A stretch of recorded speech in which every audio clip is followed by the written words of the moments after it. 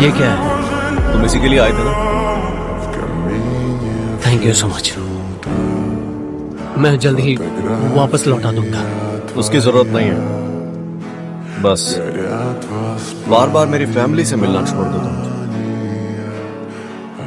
हायम पर इसका बहुत बुरा असर पड़ रहा है। जल्द ही हम यूएस चले जाएंगे, लेकिन अगर तुम इसी तरह आते रहे तो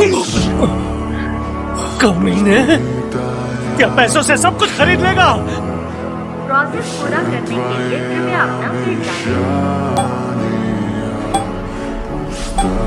आपका ट्रांजैक्शन पूरा हुआ। मम्मा, मैं आ गया। तुम सो रही हो? मैं आ गया मम्मा। मम्मा, मैं पैसे कमा कर लाया हूँ।